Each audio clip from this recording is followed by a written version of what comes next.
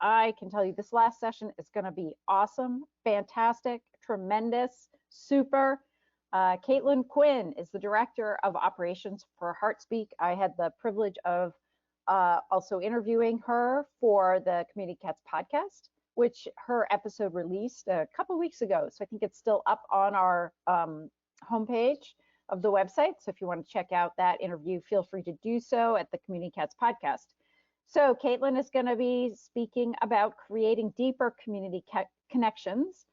Caitlin is passionate about working with animal service organizations to reimagine the way they tell their stories and connect with the community. She has served in the animal welfare field since 2008 and is currently the Director of Operations for HeartSpeak. This national nonprofit works to increase the visibility of shelter animals by providing training, tools, and partnerships designed to make highly effective marketing a reality for organizations of every size and budget. In 2015, she got her MPA with a concentration in nonprofit management, and in 2021, she began teaching shelter marketing for the University of Florida's Masters in Shelter Medicine program.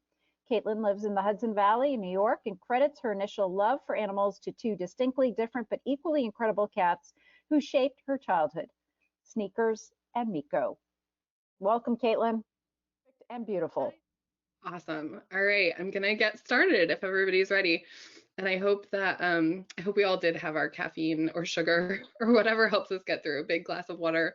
I know this time of day can be a little rough, but I'm hoping that this will be an interesting and fun conversation.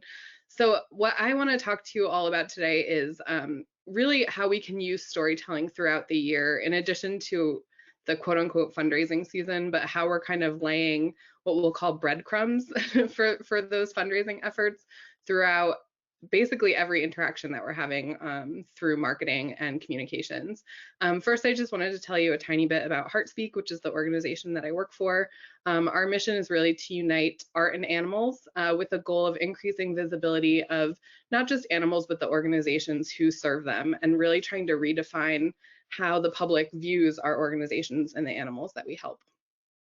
And our goal really is to do that through creation, promotion, and deepening connections, which is what we're here to talk about today. And that comes, I think, in a variety of forms that we'll kind of get to throughout this presentation. But one that I really like to focus on and that I think is critically important is how we view our community, and remembering that we are our community. I think once you are in animal welfare, there's this tendency, whether you're volunteering or you're a staff member, to talk about the quote unquote public as if they are separate from us. And part of what I hope you'll take away from this presentation today is that if we're going to deepen those connections and create stronger bonds with the community that will in turn help us in fundraising, we have to see ourselves as part of the community and not separate from. So today in this presentation, and apologies, I am, as Stacy said, I'm in New York. I have a tendency of talking a little bit fast. So if I blow past anything, please feel free to ask a question and we'll talk about it deeper. But I have a lot jam-packed into this presentation. So I want to talk about defining the stories that we tell, a little bit about ethical storytelling, which may be a new term for you, but I hope one that you will walk away ready to embrace in your day-to-day storytelling. The importance of language and imagery, which we'll call kind of the building blocks of good storytelling, and those repeatedly will come back to this idea of breadcrumbs for storytelling, the things that we want to be laying a trail for, so that when we do run a larger campaign or we're making an ask of the community, they are primed with information about the work that we do, the impact that we have, and it's not just happening in moments of fundraising. So with that said, let's talk about defining what a story really is, because I think storytelling and story are things that can seem a little abstract, and I think it is very hard sometimes to grab onto this concept of storytelling and how we can use it in our day-to-day life. So from our perception at HeartSpeak, the importance of story is that we want to create not just momentary change. We don't just want someone to click or donate or foster or volunteer in the moment, but we want big picture change as well. We want the public to get on board, not just with our mission and what they know of it, but with our organization as a whole. And that, I think, is slightly different from what we are thinking when we're engaging in day-to-day storytelling through social media or through even customer service as an act of storytelling. And one thing that I think was very motivating to me when I first started to really engage with social media and think about the idea of stories going out every single day in everything that we do was that 56% of social media users that support a charity said the compelling storytelling is the thing that motivated them to take action and trust in an organization, which again is all well and good. But I think it does beg that question again of what does this mean, this compelling storytelling? What are we getting to when we talk about that? And so this is what I want to share with you.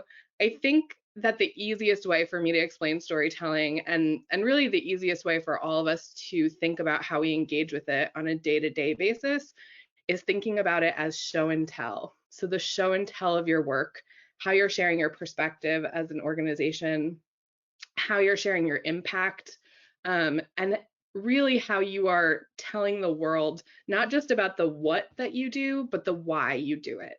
And the benefits of storytelling are really these items that really build a deeper connection. So gaining support and trust of the community, offering a connection to missions that sometimes can feel abstract. If people are not in our work or of our work, some of the things that we do can feel hard for them to understand, right? Which leads to, I think, some of the stereotypes and myths about not just individual animals, but of the work that we do itself. It offers a true connection with our goals and gets to that idea of changing long-term behavior, right? So that people are not just seeing an animal welfare cause as the stereotype that they have in their mind, but really getting to know the organization so that they can help you create social change at the end of the day. Because no matter what your mission is, that is really what we're talking about at the end of the day, is deep-rooted social change around, typically around animals and the way that we interact with them, but also this huge human component that is part of our work and that we can't separate out from the work that we do with animals. Oops. So one thing that I want you to think about when we're thinking about this idea of big picture impact through storytelling is the idea that we are all part of an ecosystem together. So your story about your organization or an animal that you're helping or an animal that you're fundraising for has far-reaching impacts, not just for that animal and for your organization and how people see you in your individual community, but with the way that we all use social media and the fact that messages can really travel far outside of our local communities, it really has potential for redefining how people view organizations like yours. And an example of that is more adoption based, but I think something that we can all understand is if someone has a bad experience trying to adopt an animal from a shelter in their community, or trying to have a conversation with a shelter, maybe about bringing in an animal who needs help. If they have a bad experience about that, they're likely not walking away just thinking badly about your organization in particular.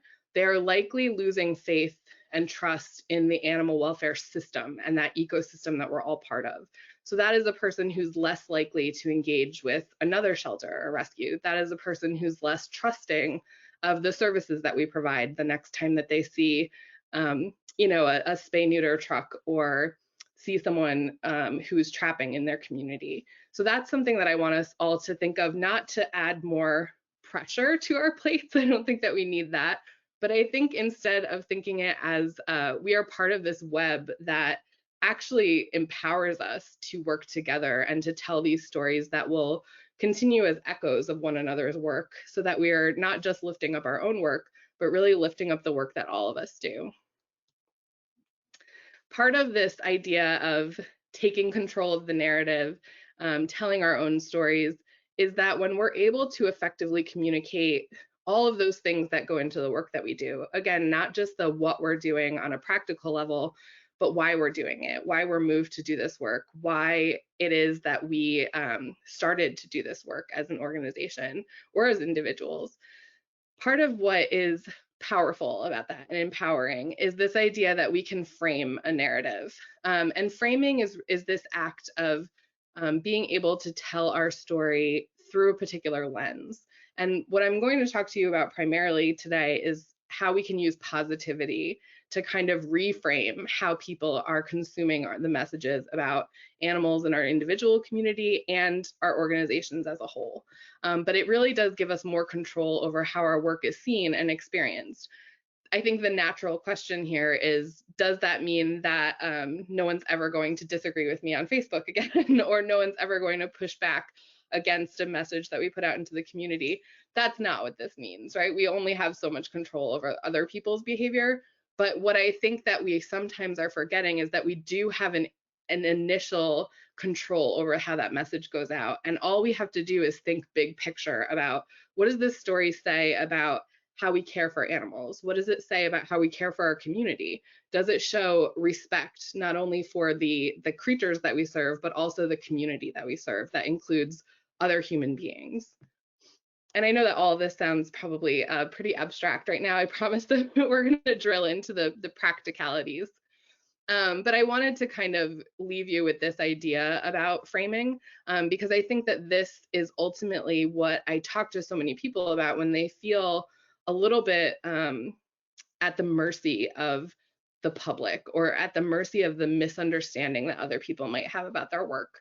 And I'm going to read it to you just because I think it is that powerful. Because of public preconceptions about who is responsible for a problem and who is responsible for solving it, advocates must take the time to frame their issues intentionally so as not to trigger a stereotyped or knee-jerk association that people already have. And I think that all of us can reflect, likely, no matter what kind of work that it is that you do with animals, on stereotypes and misinformation of our work. That comes in the form of people usually thinking in the extremes about it, right? They think that either working with animals is truly terrible, and that's where you hear people say things like, you know, I really respect what you could do, but I could never do it because it's too emotional. They're afraid of this idea that they're going to constantly be faced with animals who are suffering or in need. Or you get the other end of the spectrum, right, where people think that most of us are just like rolling around on the floor with kittens and puppies all day. And we know that the truth is somewhere in the middle, that we get our fair share of adorable moments, we get our fair share of very difficult moments. We see the best that people and animals have to offer, and we see the worst. And that is a difficult thing to explain, but I think through the way that we frame our messages, the way that we frame our stories, we can get closer to that middle ground where we are able to onboard more people with our mission. So one thing that I think is a healthy exercise for all of us at times is to really try and put ourselves in the shoes of the people who are not part of our work, people who are viewing it from the outside.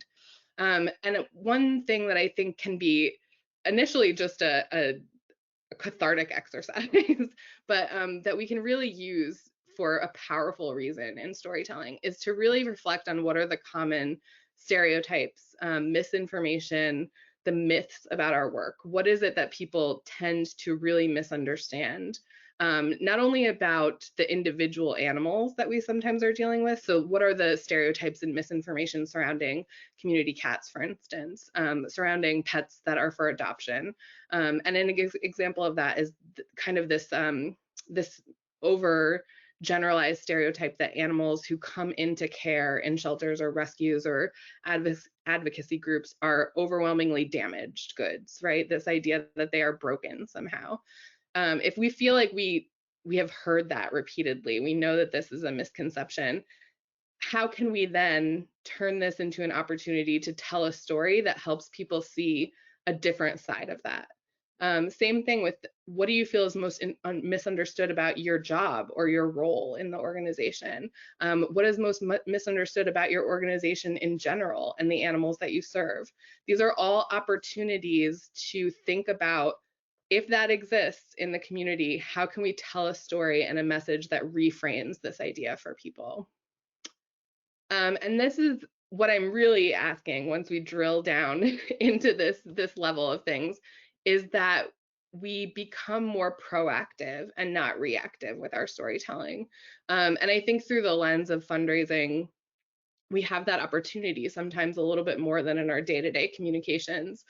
Typically with fundraising, we're doing some pre-planning that is not always available to us in how we're posting on social every day. But what we really want to do is change the way that people absorb our messages and stories by being very intentional about the way that we're telling them. So what are those messages, images, and campaign ideas that are going into not only raising funds, but also changing the way and raising awareness for the way that people absorb our mission. So again, the idea of changing hearts and minds and opening more community members up to your mission and your message is a long-term goal. It's not something that we can start and end within a fundraising season. It's something that has to happen all year long if we really want to create that lasting change.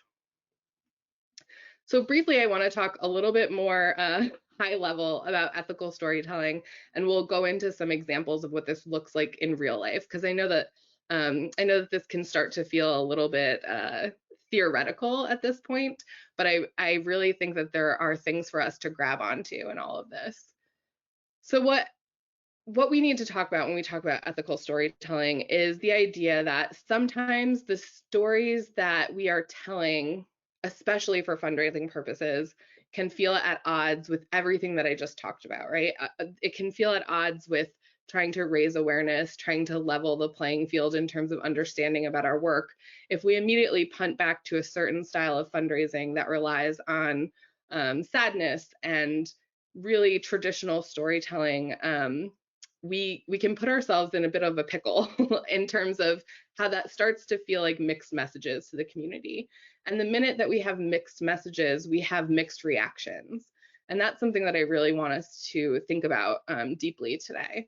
So I think that the way that we can start to understand this is that there are unintended consequences to some of our messages, right? So if our fundraising relies on making people feel upset about a situation in order to provoke a reaction, there's an unintended consequence to that, right? There is again, I'll punt to something that's adoption related, and we can talk about other examples of this. But if we are telling a narrative of animals who are constantly coming into care through horrific circumstances. Let's say we're showing images of animals who are graphically undernourished or injured, and our traditional campaign and the campaign that people are familiar with on a national level goes something like, look at these poor animals, your small donation today puts them into a better situation, into a better place. But the loop of that story never gets closed, right? We just see the sadness and are asked for money. And what can happen in terms of unintended consequences is that someone can say, oh, I feel terrible about that animal who looks so injured or so in need in this moment that I will donate my $5, I will donate my $20, maybe they'll donate $200. But we have to ask ourselves the question of, is that same person willing to then open their home to that animal? And I think that that tells us a lot of what we need to know, right? If our fundraising is moving people to reach for their pocketbook, but not reach for the door of their home to let an animal or our mission in, then there's something going wrong with what the absorption of that message is doing overall, big picture. So challenging unethical storytelling tropes can make our organizations and missions much, much stronger. And I hope that that's what you walk away feeling that you're empowered to do after this presentation. Ethical storytelling is what I hope will lead to deeper connections, because we are thinking globally about the stories that we're telling. So I want to do just a quick exercise with you all. I'm going to ask you to use that caffeine and sugar and use the chat to tell me what you think of when you see this photo, just your initial, immediate kind of emotional response. It can just be a word, it can be an emotion, it can be anything that this photo makes you think of. I'm seeing sad. Definitely the first one. I think that Car most, jail. what was that? In jail. Yep. Cat jail. Sorry. Yeah. Cat Jill, young cat in sad situation and needs space and attention, hopeless. Sad cat who might be Definitely. off to a new home but is unsure of the future, lonely. This is wonderful. Thank you all for playing along. So I think and when we really analyze this photo on a purely logical level, right? It's just a black and white photo of a cat in a crate or in a cage. And we know that we're part of the field, but we're still able to recognize that provokes a certain emotional response in people. And so what I want for us today is to remember this image and kind of associate it with this idea of a guilt appeal.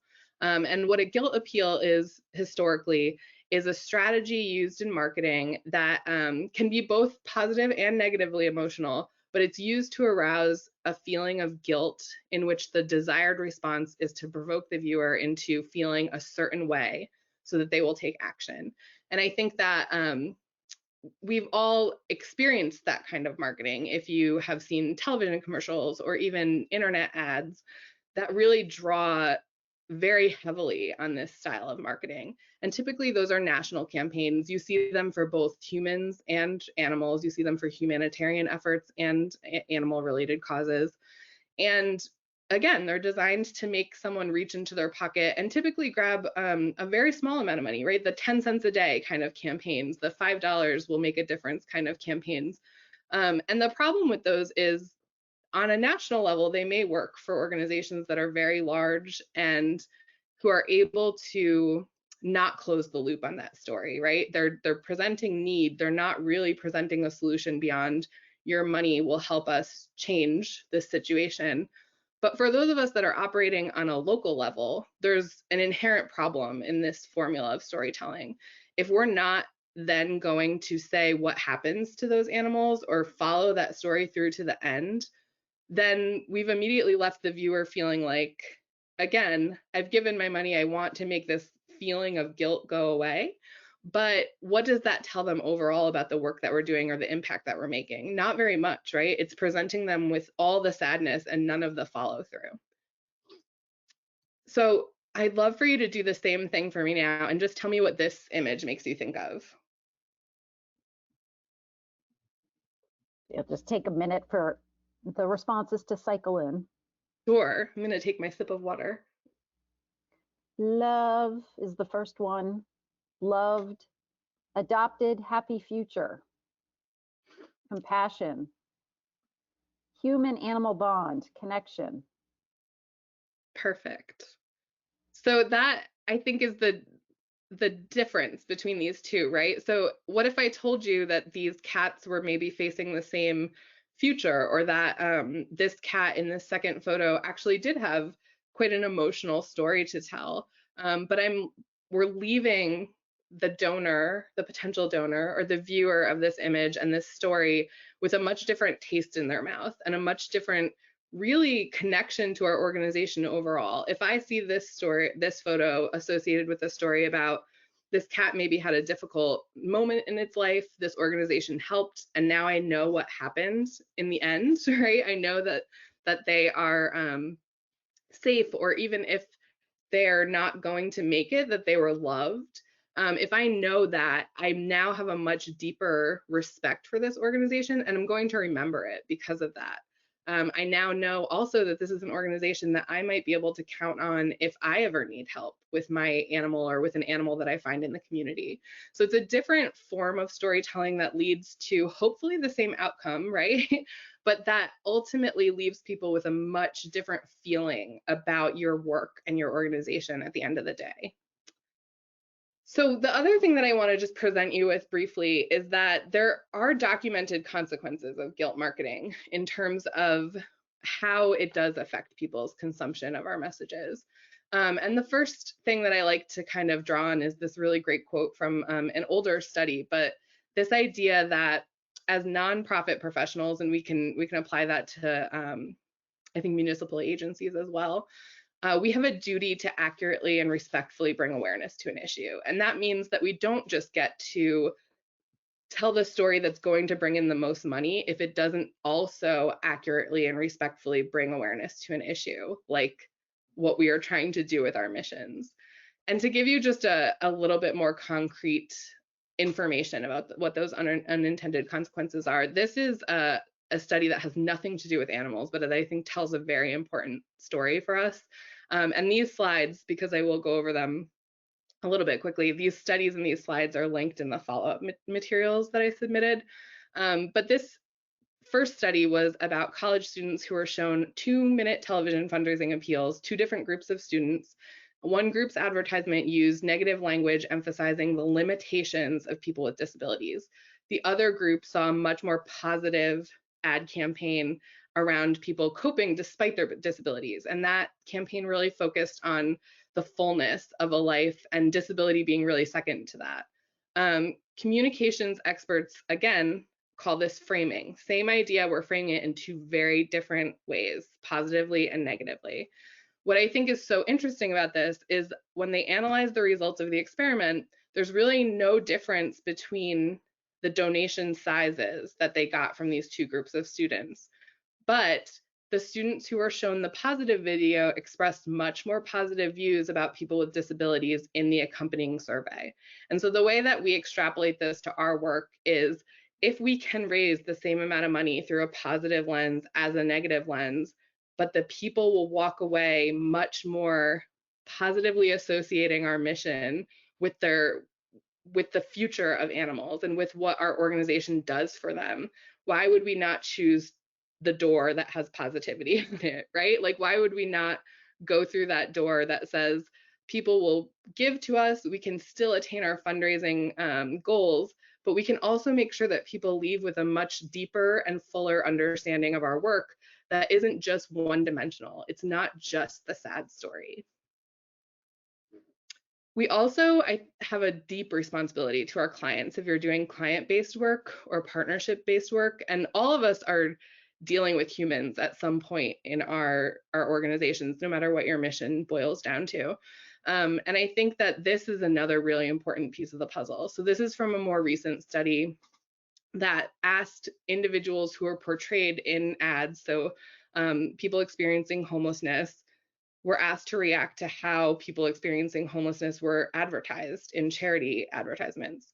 And the individuals who participated felt that the images were too simple and utilized overly pitiful images of homeless people and failed to contribute any true understanding to the issue. And that's a really important one for us as well, because working with animals, we never get this opportunity to get their feedback. We don't get to survey them 10 years down the road and find out if they were happy with the way that we told their stories. We don't get to see animals grow up into adults who will come back and work for this field. And that happens in almost every other nonprofit or charitable mission, right? You have people who can age out of a system and become advocates themselves. But the animals are consistently relying on us to be their voice. And what I'm asking of you today, really, when all is said and done, is to consider that we can use our voices a little bit differently than we have maybe been historically trained to use them. The other thing to understand when we're talking about client-based work is that there are power imbalances embedded in the way that we work with other human beings. When you are providing a service and someone else is consuming that service, there's an immediate power imbalance. And when you are then taking that person's story from them without necessarily asking them to be involved, without really exercising deep consent from them, they are losing control over their story. The way that in the previous study, the people experiencing homelessness lost control of that narrative. And just realize that this comes with a lot of unintended consequences on a human level. We risk re-traumatizing people. We really strip people of their agency and their independence in that moment. And so the way that we tell stories that involve clients and the services that we provide to them, it's truly important that we're taking this idea of ethical storytelling to heart and thinking about how they can be involved in the story. And I have some very practical tips for that. But now we get to this point where we can finally talk about what is ethical storytelling. What are you going on about, Caitlin? So this is really a movement that came out of the humanitarian field. And it begs us to be responsible and really think about our need to be respectful and thoughtful of the stories that we tell, not just of those individual stories, but how we are gathering them and sharing them. So how we are taking time to make sure that people understand that we do want to tell their stories, making sure that we are asking permission. It's something that has not necessarily become a best practice in our field, to check with people before we're telling their stories or before we're even taking their photos. And it's something that I think can truly empower those individuals and also empower our organizations. The more that we are having those conversations to say, do you mind if I tell your story? Because I think that it will be truly impactful for other people in the community who need help, and for us to get more support for this work that we're doing. Many people who you're serving will get on board with that, but they need to have that conversation. You need to exercise that respect of their life and what they're going through in the moment. So traditionally, when we're telling any kind of stories, especially for fundraising purposes, they're somewhat oversimplified, right? And that's where we go back to this idea of, here's an animal suffering, please give us money, right? That's the traditional formula. Small and incremental success isn't celebrated because it's not as flashy, right? It's harder to tell a story that is not about the big reveal of, look at this starving animal, now it looks amazing, and please give us some money. And I fully acknowledge that. But I think that there is a problem when hardship becomes the cause du jour of what we're trying to do. If hardship is the only story that we're telling, then we can't also be surprised that people have a very simplistic understanding of the work that we do. And we have to be careful that it's not just becoming exploitive, both of the animals and, again, of the people that we're serving. And traditionally, our stories really emphasize the organization, which I absolutely recognize that when we're fundraising, we do want to talk about our impact as an organization, because that's what will motivate people to give. But we can share that emphasis with the people who the story belongs to. And we'll talk about using people's quotes and really telling stories that are a little bit more full. So where do we go from here? I think I've bombarded you for half an hour with some of the problems. And now I want to focus the rest of the presentation really on the solutions to these issues.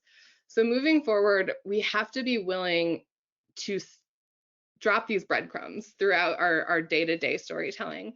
I think we don't often think about it, but every post that we're making on social media, every conversation that we're having with potential clients or potential partners in the community, those are all opportunities for storytelling. They're not just the moments when we're sitting down to write a campaign to raise funds.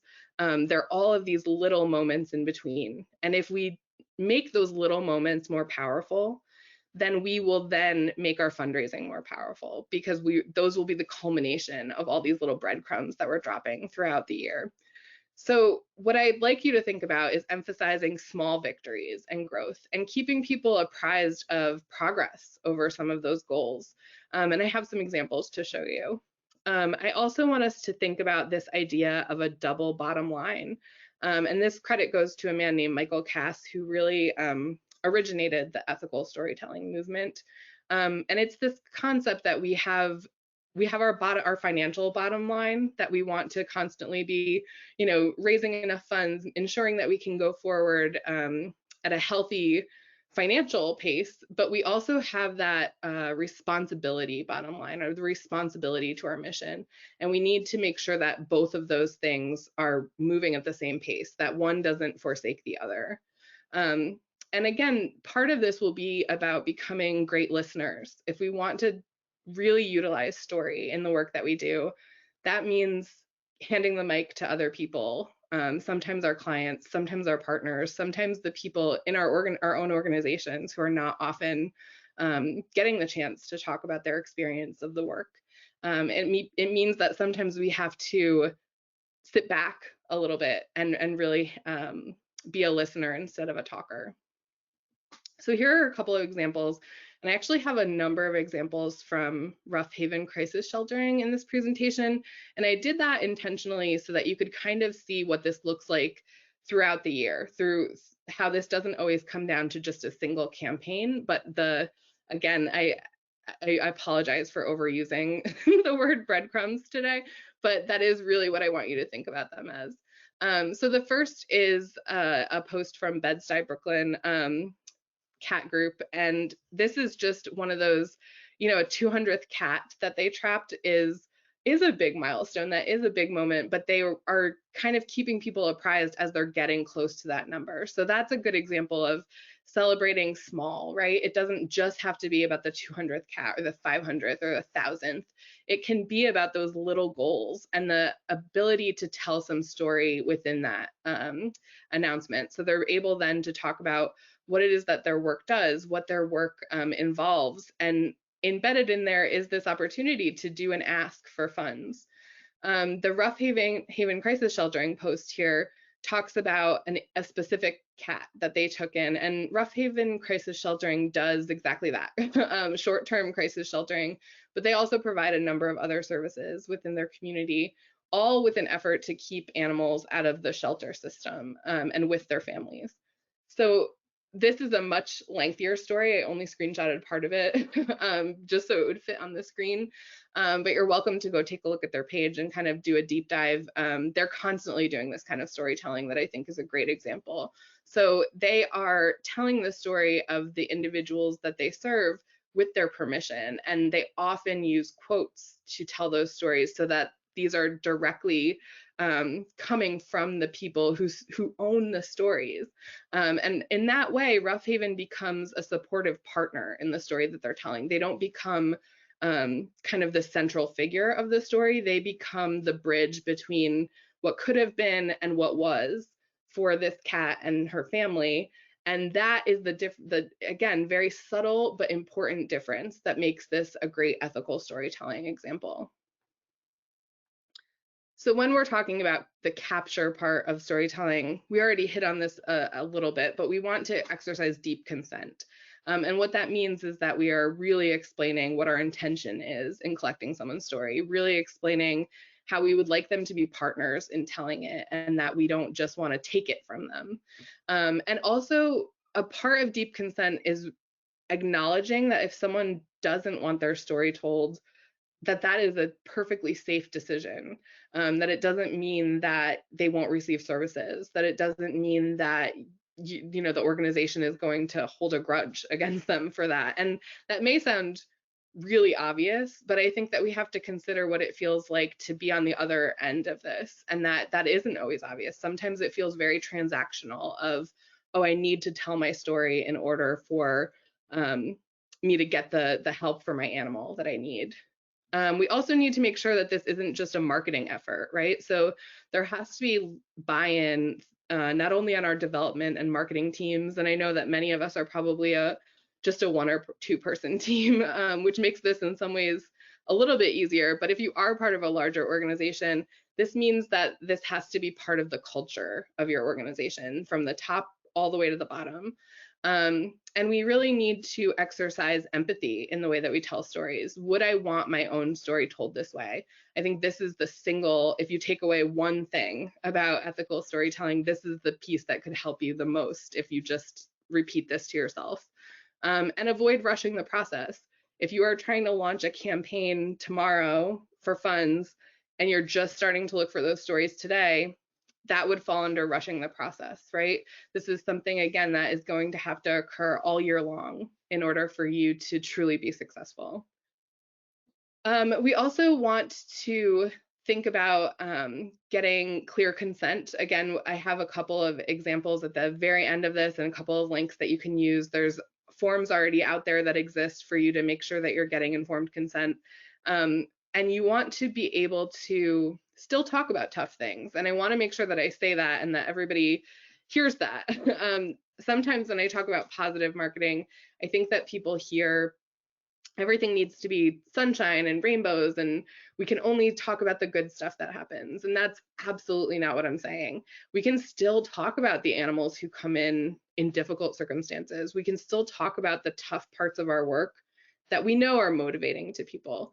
But what I'm asking you to do is to look back on that idea of framing and to really emphasize the resilience and the progress that can be made, and really focus on hope for people, especially in the moment that we are in the evolution of social media, just the way that I think many people are feeling about interactions with other humans and the toxicity of social media environments sometimes.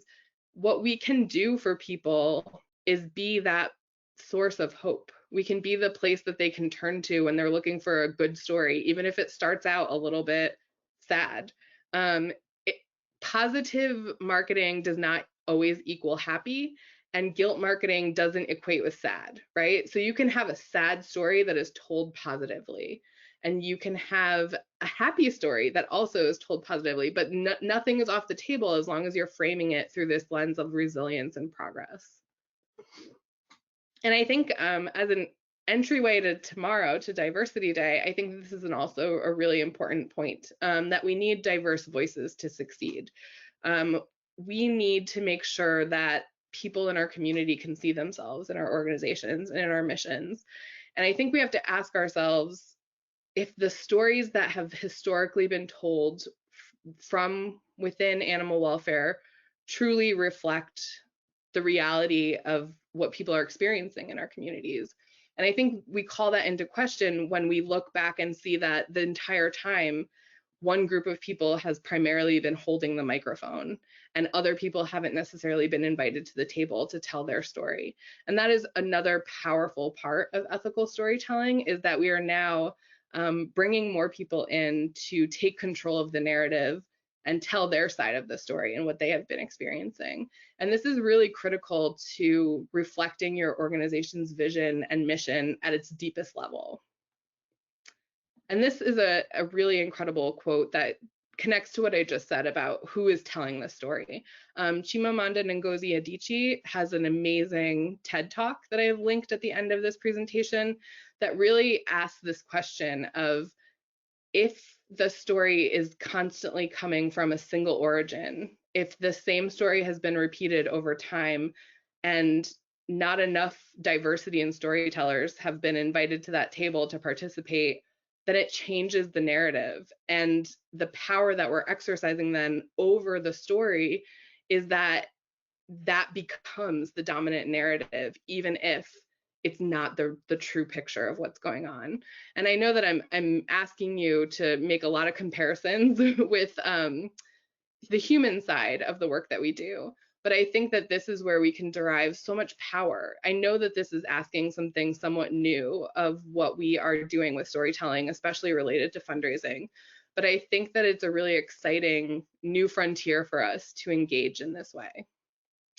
So let's talk about those building blocks, because I think this is where we can get very practical about the way that we will move forward and do this. So instead of breadcrumbs for a moment, let's switch to this idea of planting seeds throughout the year, just to give us all a break from that word. But I think that what I'd like you to think about these small efforts of capturing images, using hashtags, watching our word choice and the language that we use, these all are those tiny morsels that we are dropping that will eventually lead us to these bigger campaigns, these bigger efforts to fundraise. And I think that it's much easier for me, at least, to break it down into the smallest part and feel really empowered with how to do this, rather than looking at the big wide world of ethical storytelling and going, this is wonderful, but where do I start? So let's talk first about the idea of language and specifically word choice. What I'm going to ask of you is to really think critically about this idea of popping the little bubble that we live in as animal welfare staff, volunteers, advocates. We live a very specific life, and we can walk into any room with other advocates and immediately pick up a conversation, and most of us will know what the other person is saying because we have our own language in this field. It tends to be very jargon heavy, and we'll talk about that in a moment. What I'm going to beg for you to do is to make that a more welcoming and community-driven effort. So that means translating your materials and resources not only into other predominantly spoken languages in your community. So if you're in a high area of Spanish speakers, like, let's make sure that we are translating materials for those individuals, but also literally translating from our jargon into a more basically understood language, right? Making sure that we're speaking in a way that anyone could understand. And that in turn makes our mission so much easier to grab onto. It instead of starting to put up the walls between us and the community, it breaks them down and ensures that we're at least starting from the same place of being able to understand each other. What I would love for you to do again in the chat, if you don't mind, just to keep us all awake and excited, I would love for you to think of just a word or two that you didn't know before you started to do this work. I think the easiest example of this is TNR, right? I had no idea what TNR was before I started to work in animal welfare.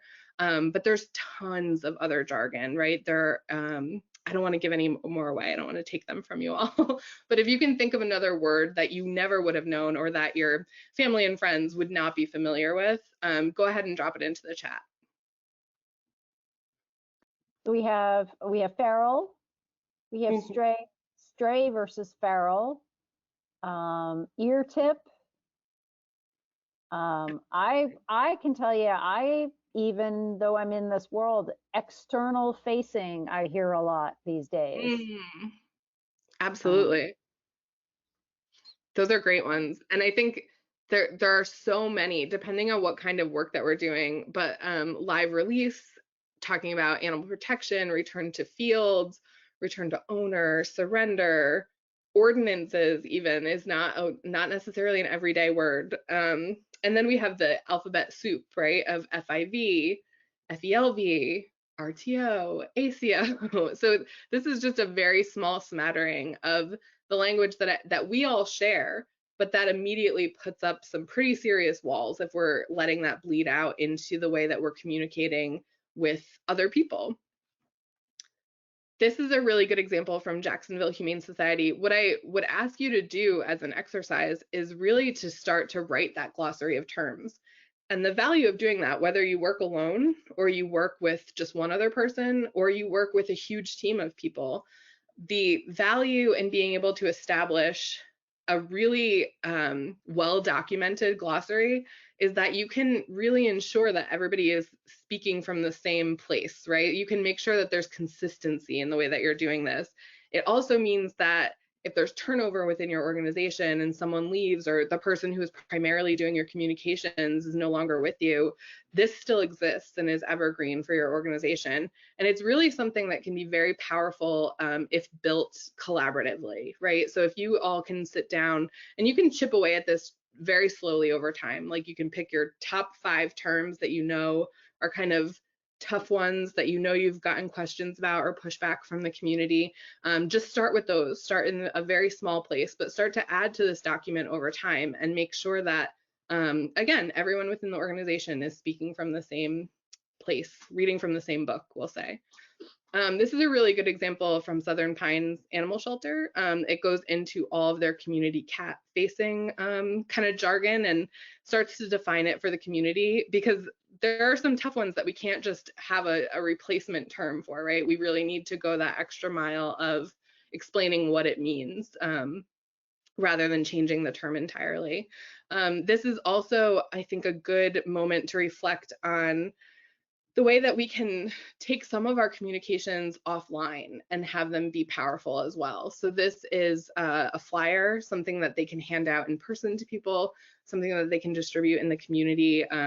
Businesses that they're working with that may be participating in trapping, they can make sure that these are around in that area so that if people have questions about what's going on, there's the immediate ability to be informed. I think that social media is such a wonderful, powerful thing for especially those of us running very small nonprofits. But we have to also remember to get offline sometimes, because we're consistently facing a narrowing group of people to engage with online. And so the more that we can do a little bit of a multimedia approach, the more people that we're going to reach in the community. The other example is another one from Rough Haven, and goes into a little bit of what they're doing in the community. And what I like here is this is a place where they're using language in a really powerful way because it is showing respect for the community. So they're not, they're speaking very kindly, respectfully about the homeless community that they're working with. They're calling them people experiencing homelessness. They're making sure that they're imbuing a sense of gratitude for the work that they're doing and talking about the impact that they're making, but there's nothing judgmental about the way that they're approaching this storytelling. And that, again, is what makes it so powerful. And again, I want to repeat what I said earlier, because I think this is such an important piece of the puzzle, that I am not asking you to only talk about the best of the best things. I want you to feel empowered to be honest in your fundraising and in all of your storytelling. But I want you to also avoid the traps that exist when we start to go heavily guilt or heavily negative with some of the stories that we tell. And that is that we don't want to get caught stereotyping or dramatizing a story. I think that sometimes I've encountered this idea that a dramatic story automatically means more funds raised, and so we have to play up the drama, or we have to find the saddest photo. And I think that that's a mistake for us. I think that's an immediate trap that we've set ourselves. Use language that really acknowledges that something difficult is going on, especially if it's visible in a photo, right? If someone sees an animal that looks like it is in trouble, or that clearly something is wrong, and you don't immediately acknowledge that, it ends up backfiring because it looks like we are unaware or that we are not empathetic to what's going on. But immediately pivot that to the hope and the ways that people can help, and the resilience of that moment. And that then allows you to become that trusted voice. If you can use this kind of strategy very consistently and clearly, then you immediately become more trustworthy as an organization. So again, this is the opportunity to pass the mic to community members, to other volunteers, to the participants within the program, to talk about impact, rather than just talking about, you know, here are the numbers, here's what we did. If you're able to imbue the voice of someone who is doing that work, you're getting a more authentic story, and that is immediately more connective for people. And here are a couple of examples of that. So Radiator is a great example of, like, that is a poor little grumpy face. And this could have gone a lot of different ways, right? The post that they did here that accompanies this photo could have leaned very heavily on the sadness of, you know, weeks and weeks of her getting medicated for her eyes, and all of the difficulty that involved. But instead, the post is incredibly joyful. It really focuses on, like, here are all the amazing things that are happening, and she's going to rejoin her school bus colony family, and thank you for the support that you've given, right? So it's not only gratitude, they're telling her story, but through a very positive lens. And I fully acknowledge, when we get to talking about photos, like, you are not going to get the most fabulous photo of every single animal. Like, some animals are just going to look like this all the time, and that is totally okay. It's about the way that we are pairing the story that goes with that. Again, this is a very difficult post from our friends at Rough Haven. They really encountered some heartbreaking things when they went out in the cold. They're located in Utah. It gets very cold there in the winter. And instead of really relying on a much more guilt-ridden version of this, they're just kind of sticking to the facts with a lot of empathy and compassion. And that's a word that comes up often, I think, because it is such a powerful doorway through storytelling to connect with people. So we'll talk briefly, I'm very conscious of the time, about images and photos, photos and videos, pardon me, because these are another important kind of piece of the puzzle.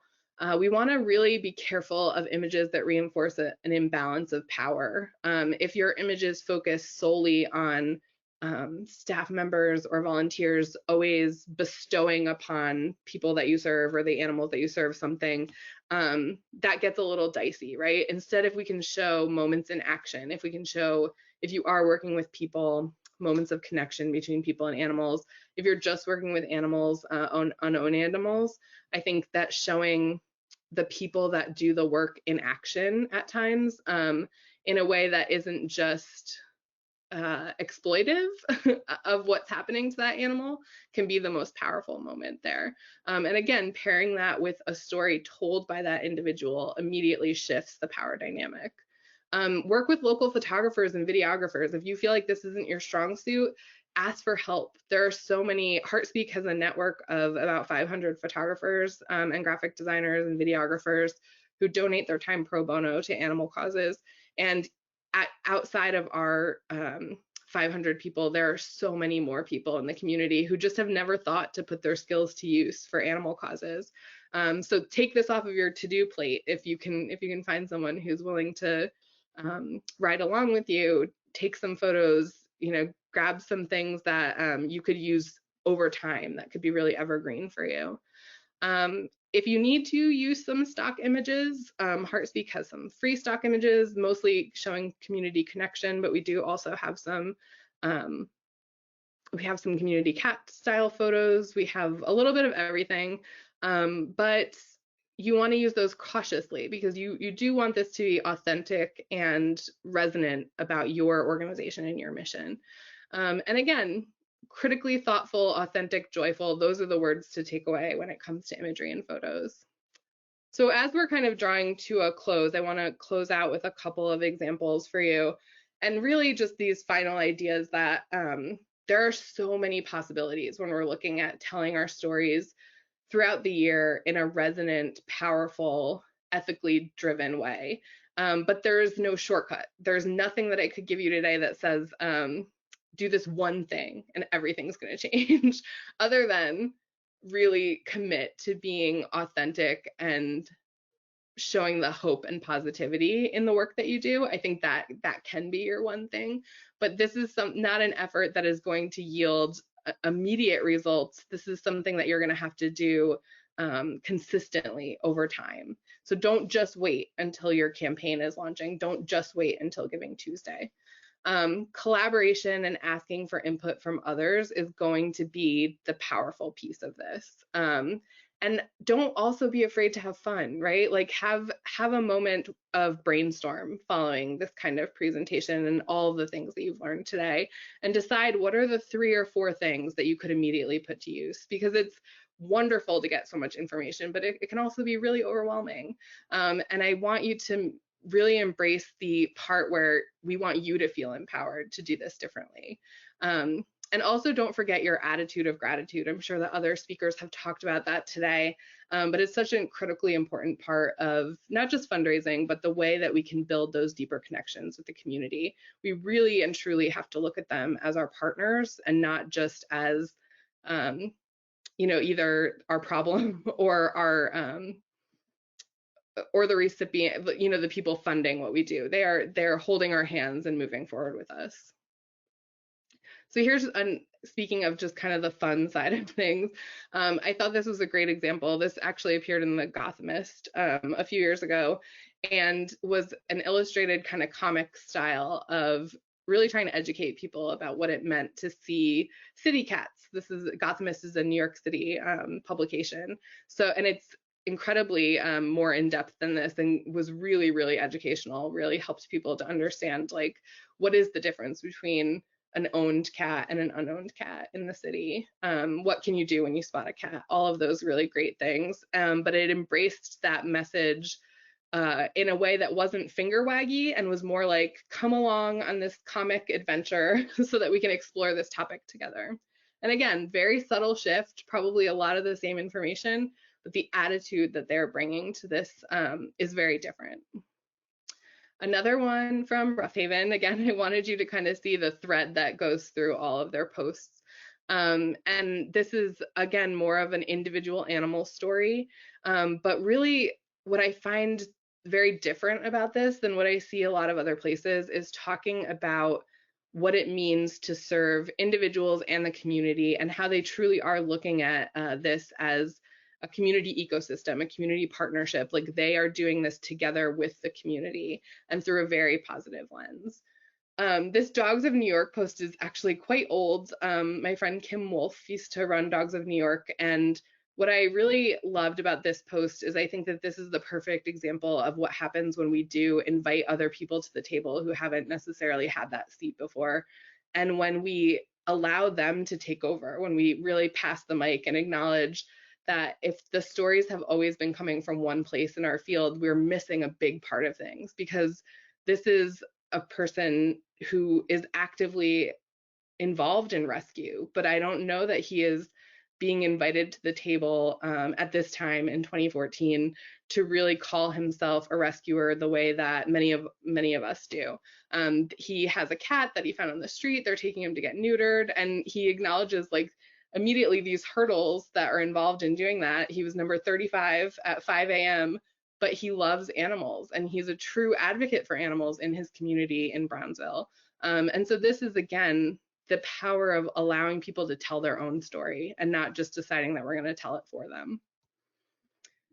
A couple more examples for you. I want to call out the one at the center, this one with the data attached to it. What I really enjoy that many shelters do, but New York City Animal Care and Control has done it consistently, is sharing updates, not just once a year, not just in their annual report, but doing quarterly updates, sometimes monthly updates, some groups are doing, and really allowing people to follow you on that journey throughout the year, not just that one time of the year. And really being able to show your mission in a fun, quick snapshot allows you to kind of be very friendly of the people who are motivated by numbers, that are motivated by that kind of data. But also an opportunity to get people feeling proud of the work that they are helping you accomplish. Two other stories here. I do want to make sure that we leave some time for questions, but I thought that this one with the very adorable black and white cat was a great example of being able to allow a foster to give a testimonial.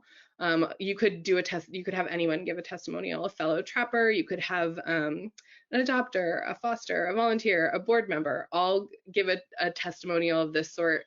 But it is much more powerful, instead of us saying, you know, that so-and-so told us that they really enjoyed being a foster and you should be a foster today. Even kind of breaking the rules of social media, making it a little bit longer post and taking that actual quote from the person who said this makes it so much more powerful and motivating. And again, one more example of just allowing someone to tell their own story. Littlefoot is a really emotionally impactful story, but again, told with so much heart and so much compassion. And it has its difficult moments, right? But I think when you have a moment to look back at this, you'll see that it's also imbued with so much resilience and some of the other things that we talked about today. So here's our recap, that we want to really be thinking about the big picture. Again, if you walk away with one thing from this presentation, I hope it's this idea that we have so much more power than we acknowledge sometimes to shape the way that people look at our mission and the work that we do, that we don't have to be victimized by misinformation within the community, that we have the power to reframe those stories and assess our story. And that makes it all the more powerful if we're able to kind of reflect on who is it about. Does it reinforce any negative stereotypes? Does it serve both the client, partner, and the organization?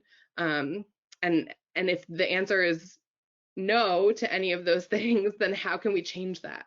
What are the small, subtle, but very powerful choices that we can make through the story that we're telling, the language that we're using, the teller of the story that has the microphone in that moment? And again, shape our stories that serve all parties equitably, I would say, is the other final piece of the puzzle here. So you have copies of the slides, I know, once everything is all said and done, so you'll be able to click on all these links.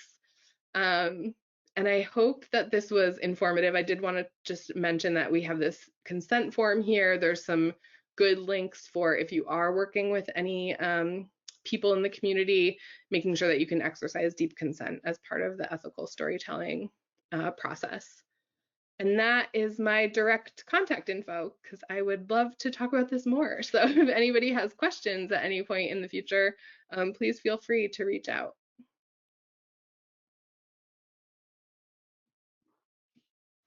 Excellent. Super. That was incredible. I I have my little faces here, so I need to hear from the crowd.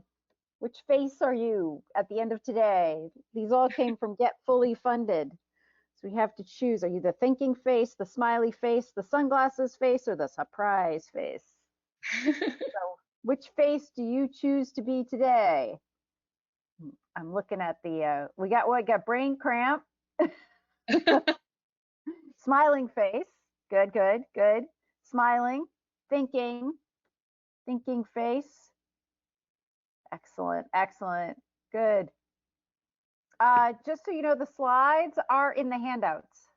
So if you go down into the control panel, down to the handouts tab, you can download your handouts from there. If you are on your phone, you can email me and I will get you the handouts. I can email you the handouts. Also, the handouts will be available when we have the recordings released. The recordings will be released by November 7th, just so you know.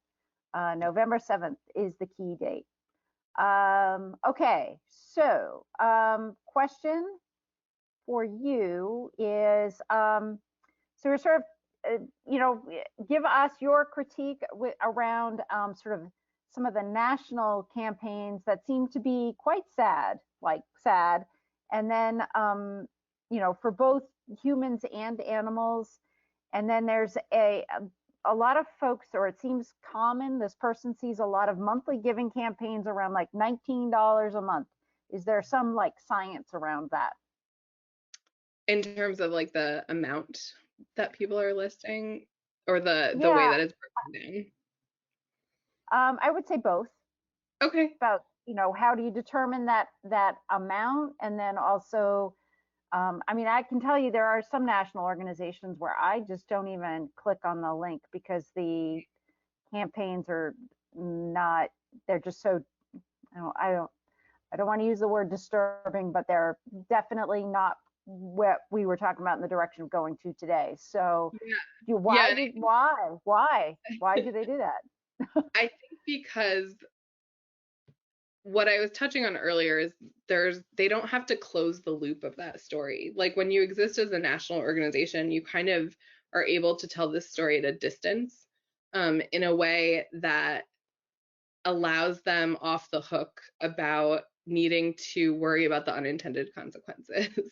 So they're able to present a very simplistic problem, offer that the solution is for people to donate, and that's it. That's the end of the transaction. And I'm not even sure if I can answer why that persists as a culture of, especially that kind of, it's almost like corporate charitable fundraising, because it exists on such a high level in terms of the amount of money that can go into the ads, the budget that is available to make all of those things exist across multiple platforms.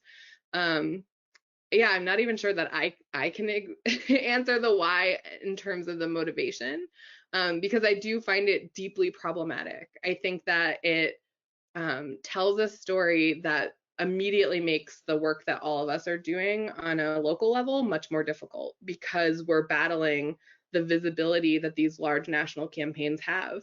And I do think that that is why historically in animal welfare, and we're a pretty young field when we really look at it, I think that's why many of our organizations have essentially decided, like, well, if that's what people are hearing on a national level, we can just make ourselves in that image and try to get local donors on board, right? So we can tell very similar stories of an animal in need, and please give us, the $19 a day, and we know that that works. It works for the national organizations.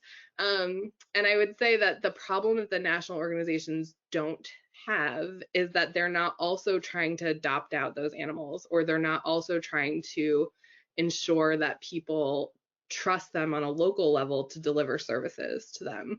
And that's the part that's very candidly, I think, is unfair to the rest of us, because we do have that added responsibility.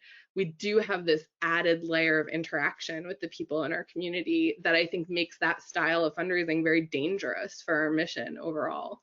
And then in terms of the like $19 a month kind of campaigns, I do think there's a lot of validity to breaking down information into bite-sized pieces. And I think people really respond to the idea that it is much easier for me to conceive of giving up my daily coffee than it is for me to think about how I'm going to come up with, maybe $200 this year to give to your organization. So if you can break it down for me in a way that helps me just get past the immediate knee jerk, especially I think in a year where we know we're battling inflation, we're battling a lot of different very worthy causes that are going to be ramping up, especially in the holiday season for fundraising. The more that we can do to make it easy for someone to conceive of how they can be a part of our mission, the better. And that's where those small numbers come in, I think. I think that's the science behind that, is just getting people over the logical hurdle that goes off after they have an emotional response to a donation campaign, so that they can immediately say, like, all right, this amount that they're asking of me is not going to be a deterrent to me making a donation. Heartspeak, it's a unique organization. You're nationally focused, but you're not a multi-million-dollar organization or anything like that. So, and you say you work with Rough Haven, you work with organizations. How does Heartspeak fully work with groups?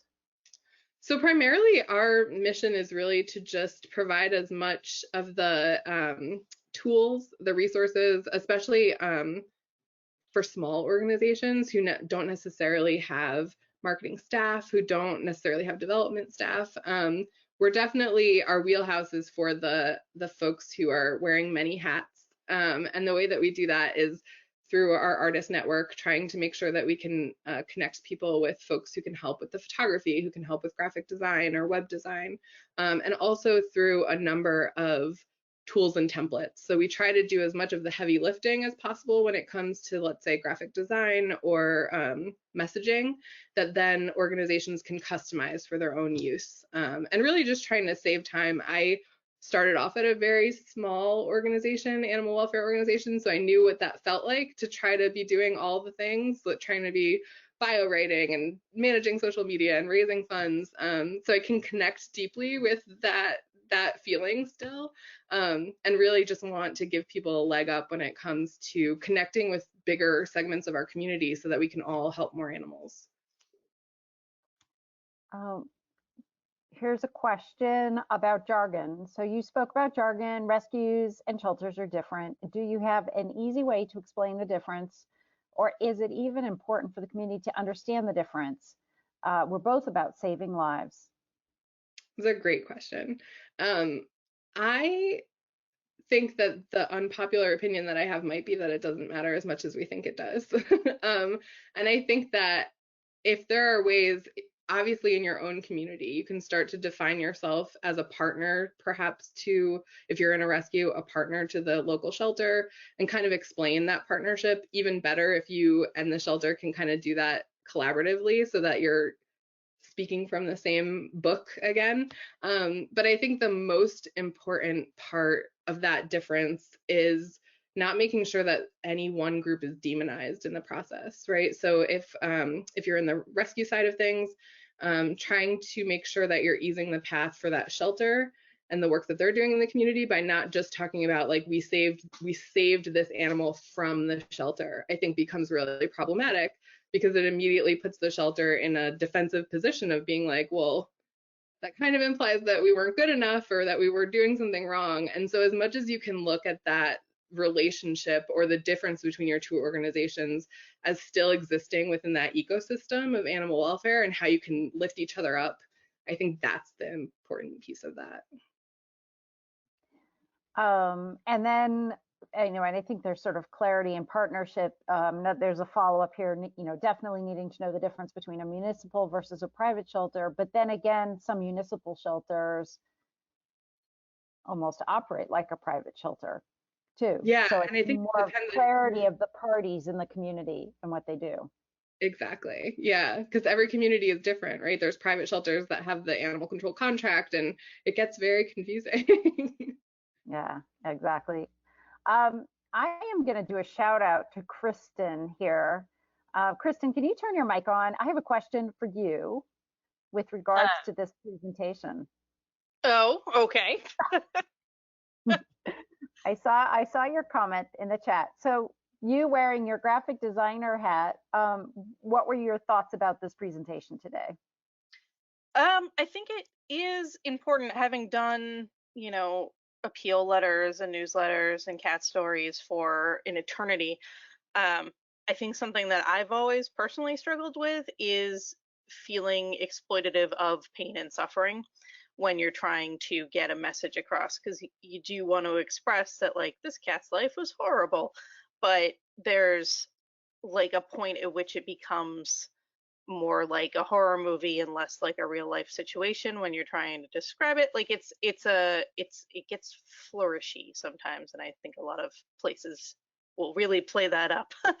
And there's also like ethical questions about sharing people's stories and taking pictures and stuff. I use a lot of stock photography because, I try not to exploit people's situation. Like, if they're adopting a cat, or if they're surrendering a cat, or if they found their missing cat or something, like, they may not, that's not necessarily my story to tell, it's their story. So I found it really fascinating that you have put into words kind of how to work with people in a way that you make that ethical, and you make that, you allow them to give consent to tell that story, or to tell that story in their own words rather than in your words describing their story. Because it's the hoarding situation is always the toughest one, I think, because people always want to be like, oh, those horrible people, how could they do that?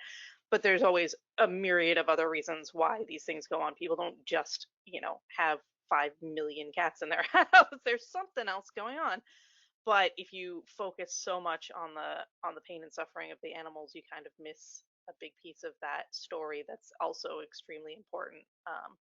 And the human, always been into the human animal connection as a thing. So the reason why I was saying this presentation was so great is because you're doing a fantastic job putting into words a lot of the ethical questions someone should be asking when they're writing these things. So as a little graphic designer and marketer person, and somebody who does messaging, like, that just means a lot. It means a lot to me, and it provides a nice structure moving forward to kind of work through some of those issues. So does that, I don't know if that's the question you asked, but that's why I think this is amazing. So No, I think it's great because, I mean, Kristen, you wear a big hat at the Community Cats podcast of trying to put a lot of visual to the words, to the interviews, and again, you said you've been doing it a long time, so I just think it's great to hear from a professional, your perspective on this topic. oh, well, I'm glad I could help. Thanks for those kind words, Kristen. I'm gonna Of take course. that home with Learn me. every single one of them. All right, so we are at 4:48. We are at almost the end of the day. Caitlin, thank you so much. This was fantastic. It was really great, very deep. I almost feel like I need to go back and watch it a second time just to kind of make sure I didn't miss things.